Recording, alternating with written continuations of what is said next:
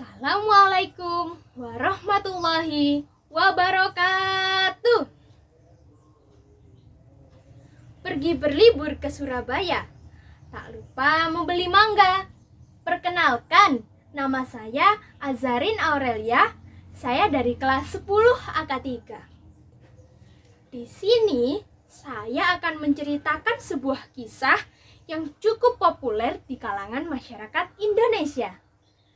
Cerita itu berjudul Legenda Batu Menangis. Pada zaman dahulu kala, di bukit kecil yang jauh dari desa, di daerah Kalimantan Barat, hiduplah seorang janda miskin dan anak gadisnya. Anak gadis dari janda itu sangat cantik. Tubuhnya indah, rambutnya panjang terurai mengikal sampai ke mata kaki. Poninya tersisir rapi dan keningnya sehalus batu cendana. Namun sayangnya, ia memiliki sifat yang sangat buruk. Gadis itu amat pemalas. Ia tak pernah membantu ibunya untuk melakukan pekerjaan-pekerjaan rumah. Kerjanya hanya bersolek setiap hari. Selain pemalas, anak gadis itu juga memiliki sifat yang sangat manja. Segala permintaannya harus dituruti. Setiap kali ia meminta sesuatu kepada ibunya, harus dikabulkan, tanpa memikirkan kondisi ibunya yang begitu miskin. Ibunya pun harus bekerja membanting tulang demi mencari sesuap nasi. Pada suatu hari, anak gadis itu diajak oleh ibunya untuk turun ke desa untuk berbelanja. Letak pasar dari desa itu sangat jauh. Jadi mereka harus berjalan kaki yang cukup melelahkan. Anak gadis itu berjalan melenggang dengan mengenakan pakaian yang sangat bagus dan bersolek, agar nanti setiap orang yang melihatnya terpesona dengan kecantikannya. Sementara ibunya berjalan di belakang membawa keranjang dengan pakaian yang sangat dekil. Karena mereka hidup di tempat terpencil, maka tak seorang pun tahu bahwa kedua perempuan yang berjalan itu adalah ibu dan anak. Ketika mereka telah sampai di desa, orang-orang desa memandangi mereka. Mereka begitu terpesona melihat kecantikan wajah gadis itu. Terutama para pemuda desa yang tak puas-puasnya memandangi wajah gadis itu. Namun, setelah melihat orang yang berjalan di belakang gadis itu, sungguh kontras keadaannya.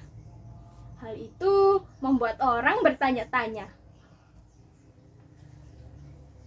Di antara orang yang melihatnya itu, seorang pemuda mendekat dan bertanya kepada gadis itu.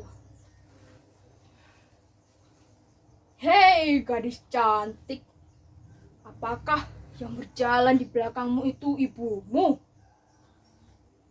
Namun, apa jawaban dari gadis itu? "Bukan," katanya dengan angkuh. "Ia adalah pembantuku." Kemudian, mereka melanjutkan perjalanan. Tak seberapa jauh, seorang pemuda mendekati lagi dan bertanya kepada gadis itu. Hei manis, apakah yang berjalan di belakang itu ibumu?" Bukan, jawabnya dengan mendongakkan kepalanya. "Ia adalah budak." Begitulah ketika gadis itu bertemu dengan orang di sepanjang jalan yang menanyakan perihal ibunya. Selalu jawabannya itu. Ibunya diperlakukan sebagai budak atau pembantunya. Pada mulanya mendengar jawaban putrinya yang durhaka itu, si ibu masih dapat menahan diri. Namun, setelah berulang kali didengarnya dengan jawaban yang sama dan yang amat menyakitkan hati, akhirnya pun si ibu tak dapat menahan diri. Si ibu berdoa, "Ya Tuhan, hamba tak kuat menahan hinaan ini. Anak kandung hamba begitu teganya memperlakukan hamba sedemikian rupa.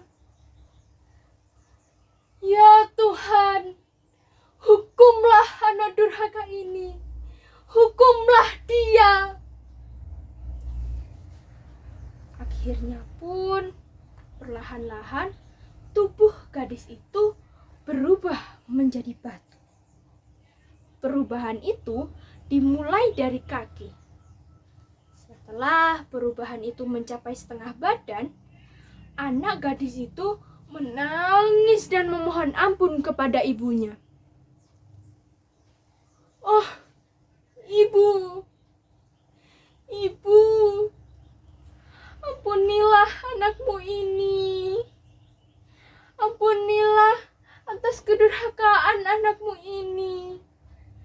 Oh ibu, ampunilah anakmu ini." Namun, semua sudah terlambat. Akhirnya, tubuh gadis itu berubah menjadi batu. Sekalipun menjadi batu, orang masih dapat melihat bahwa kedua matanya masih menitikkan air mata seperti orang yang sedang menangis. Dengan begitulah, batu yang berasal dari gadis yang mendapat kutukan dari ibunya disebut sebagai batu menangis. Demikian cerita legenda batu menangis yang mana oleh masyarakat setempat dipercayai bahwa itu benar-benar terjadi. Dan barang siapa yang mendurhakai ibu kandungnya yang telah melahirkan dan membesarkannya, maka perbuatan laknat itu akan dibalas oleh Tuhan yang Maha Kuasa. Sekian dari saya. Terima kasih atas perhatiannya. Mohon maaf atas segala kekurangan.